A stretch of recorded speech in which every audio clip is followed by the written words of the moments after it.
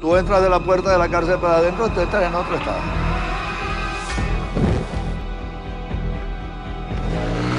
Tiene un rango de virtud y de maldad, o sea. The inmates have overtaken many prisons in Venezuela. They're armed with heavy weapons and grenades. Ahora mismo policía me entrega en contra de la AMPA. Ahora está en manos de la AMPA en contra de la policía. Fulano hizo esto, mátelo. Era la orden que daba yo. Y si no lo hacía, se morían ellos. The prisons are governed by criminal gangs led by a pran, or kingpin, who strictly enforces the thug code by which all prisoners must abide, or they will be shot in various body parts. It's too dangerous for Venezuelan troops to enter, so they patrol the perimeter and train their rifles on any inmate who tries to leave. Los guardias nunca pasan por adentro. Nosotros entramos, pero además son leyes allá. No quieren respetar el espacio, bueno. The prisoners have formed functional, independent societies with open-air bazaars offering everything from Coca-Cola to cocaine. Several days a week, they welcome their girlfriends, wives, children, and extended families for visits, birthday parties, and even festivals.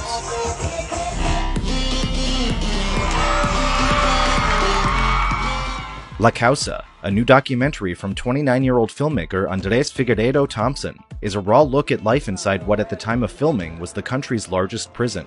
The film explores the structure of its self-organized society, where dissenters and those deemed social radicals were treated harshly, and LGBT inmates were cast out and forced to live on the roof of a building. No. Figueiredo Thompson started capturing remarkable footage in the prison in 2010 as the socialist strongman president Hugo Chavez dismantled democratic institutions and seized control of private businesses. The year after Figueiredo Thompson began production on La Causa, Chavez declared his stepfather an enemy of the state, forcing his family to flee to the US. But he continued filming on return trips to Venezuela over the following 8 years. Senior year in high school was the first time I entered a prison. The experience was incredibly just overwhelming, you know, seeing inmates with weapons, with grenades, the smell, you know, seeing literally excrement coming from the walls, just the amount of, you know, open sewers everywhere, absolutely deplorable conditions. It felt almost like a war zone, like post-apocalyptic thing. To see the children, like children going in and out of the prison, the underbelly of crime in Venezuela, being around guns, being around crack, being, you know, that guy that was selling crack and cocaine with the baby in his arms.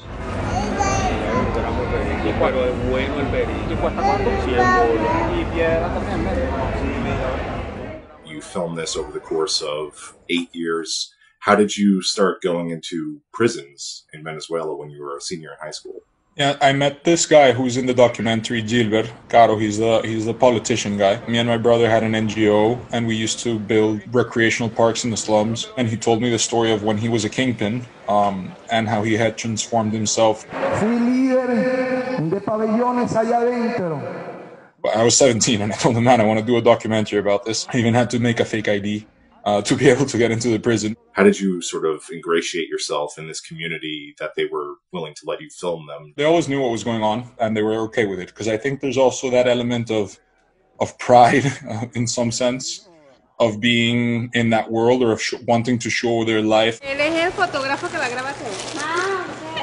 Explíquenme qué están haciendo aquí, pues.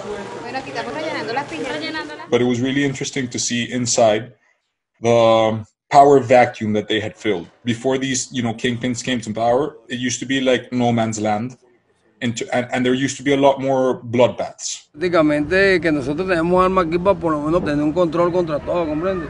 Aquí nosotros no nos podemos defender si no tenemos armas, ¿no? El AMPA tiene un tribunal. Si medita matarlo, y si no meterle un barriguero, y si no un patero. With kingpins, there was more selective violence. It was more like Hammurabi Code type of an eye for an eye type of thing. But you could leave your cell phone in the prison, and if your cell phone got lost, somebody was gonna be responsible. And it was really hard for you. Like I would leave, you know, my wallet or my things just in the music studio that we built, and nothing would disappear in a place where it's surrounded by thieves. So there was this type of military dictatorship code, which was really weird.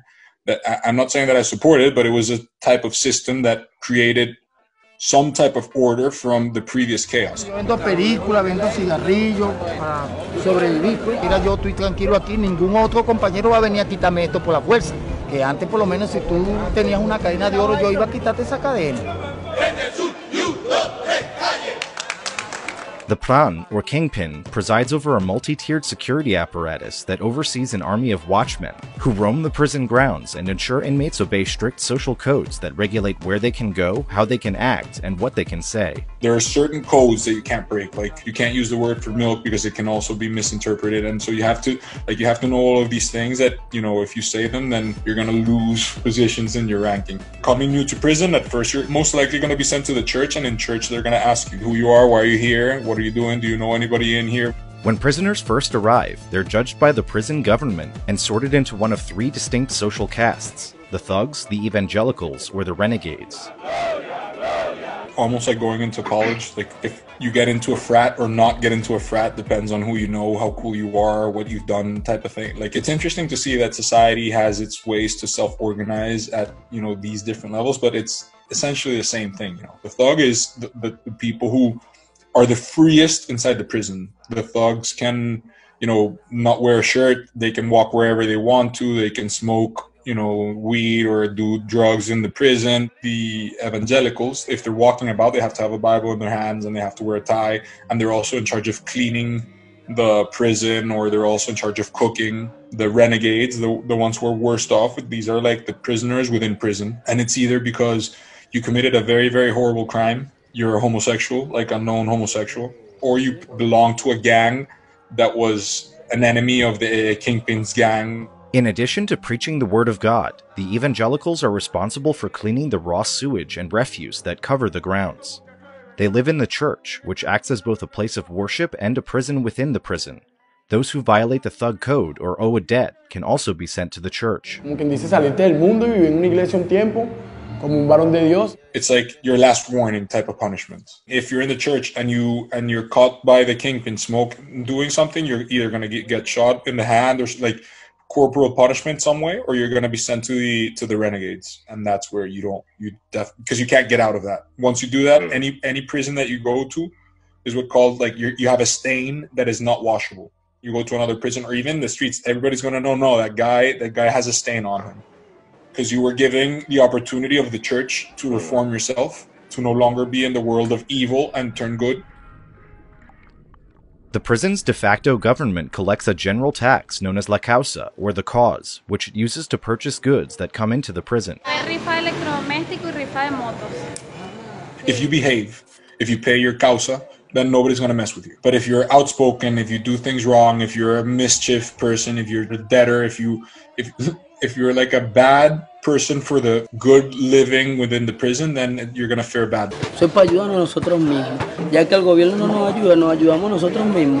The Venezuelan bolivar has been destroyed by hyperinflation, but inside, prisoners have created a market system in which they've established their own ad hoc currencies, bartered goods and services, and used systems of credit. The currency that was circulating outside was no longer valid inside the prison. There was a toilet paper shortage at some point in the country, and you could still pour harina pan, which is the main product that we used to make arepas. There were shortages outside, and inside the prison you could still find them. People would go inside the prison to shop. Inmate-run restaurants inside the prison's walls provide an alternative to the food offered by the government. Like, there was this guy that I really enjoyed talking to, and it was the place that I always went to eat. He had his burger shop. His burgers were amazing. The prison food that the government gave him, it wasn't nearly enough, and it was all like just like rice and like soggy and well, I got amoebiasis, like amoebas, twice. It was the worst experience of my life. And the food is the least of the problems created by the government for most inmates. I saw a skeleton and it was moving, and I was like, I had to do a double. I didn't know if it was fear or whatever. And then I looked closer and I saw it was a man who was literally dying. He was only bone and some skin like hanging on his, and he had tuberculosis for 9 months. He was an indigenous of the Wayu community who are this. It's like a native community that lives near Colombia. And he was there for stealing a watch, and he'd been in prison, I don't know, like 2 or 3 years. And supposedly, the day that we got there, me and Gilbert, was the day that the guy had his freedom. And we tried to take him to the hospital, and he just died the next day. Figueredo Thompson says that only about 20% of prisoners have been formally sentenced for a crime. Others languish for years, awaiting trials that may never come. 4 años esperando la audiencia de juicio, la primera, y todavía no me ha subido. Si llevas 4 años aquí, ¿qué pasa cada vez que pides para que hagan? ¿A qué no voy a pedir? Adiós. Que no encontremos aquí prisioneros. Sabemos que somos de lo bueno, tú sabes que somos de los sinceros, mero, mero. You know, from the free convict group, there were 15, 12 of them hadn't been sentenced. And a lot of them just started admitting to sentence because then the time in prison would move faster. Imagine a system in which you have to declare yourself guilty, even if you're not, just so the thing moves faster. The prison population has exploded in recent years as the regime of Hugo Chávez's successor, Nicolás Maduro, has cracked down on mostly poor Venezuelans for alleged petty offenses. Esto se construyó en un principio para 800 personas y hay 8,000. There was no economic opportunity. A lot of them are kids, like an 18-year-old guy who's part of the documentary. He doesn't tell the story that much, but it's the guy with the afro, Freedom. He was thrown in because he stole a cell phone, and he spent 3 years in a prison in the same space near being overruled by guys who had killed 15 people. There's no maximum security prison, only for political prisons mostly. So obviously when you throw somebody into that type of position, what are you creating? This guy has to survive, and he has to pay the causa to these kingpins, and he has to find a way to make a living within this prison walls. You're essentially making him create networks of new crime and new ways in which to live. Las cárceles hoy en día son campos en donde reflejan la sociedad. No quiere decir que el 100% de la culpa sea del sistema, porque yo no te puedo decir que soy un santo, pero tampoco que andaba tampoco... When society doesn't pay attention to culture of rehabilitation, then that's gonna start to fester. Tú estás creando un monstruo. O sea, si te dan la libertad, mañana tú volverías a ser secuestrado. ¿Qué voy a hacer? ¿Qué voy a hacer? El mundo de la velocidad y la maldad. Mientras que tú trabajas, yo pienso cómo te rompo.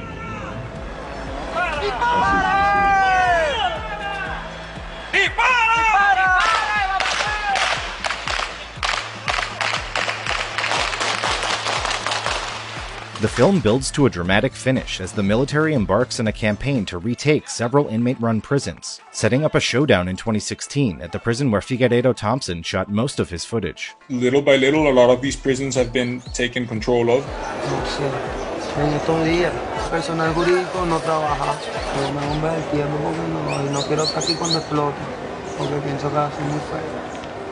The campaign presents the socialist government with both practical and moral dilemmas, since overtaking heavily armed inmates requires mass bloodshed and inevitably kills scores of the wrongfully incarcerated. Figueiredo Thompson says officials can't reconcile these actions with their foundational ideology, which preaches compassion and the creation of a new man whose main virtues are selflessness and a commitment to justice. What they call their version of revolutionary socialism. How are you going to execute inmates if you're supposed to believe in the new man, el hombre nuevo, their philosophy? This is their philosophy. The Che Guevara bring in the new man and to reform, to and use the prisons as a way to re-educate and etc. etc. How do you get to that point? Venezuela's slide into authoritarianism is also deeply personal for Figueiredo Thompson and his family. His stepfather, Guillermo Zuluaga, led the last independent TV station in the country after Chávez seized most media outlets. He fought escalating government harassment for years as he exposed the vast human cost of the regime's policies. In 2010, Chávez finally had Zuluaga arrested. He had to leave the country because Chávez named him a political enemy of the revolution. My first year of university was in Venezuela. And that was the year, or right before that was the year that my stepfather had to leave, my family had to leave. And I was left there alone with my younger brother, Juan. It's really strange to see when a man that you've seen your entire life be, a completely moral man, be thrown out of his country for speaking the truth. If you didn't question your beliefs, if you're dogmatic about your beliefs, then there's no room for you to admit error. And I think that's a lot of what's happening in Venezuela, is that there's no admittance of error.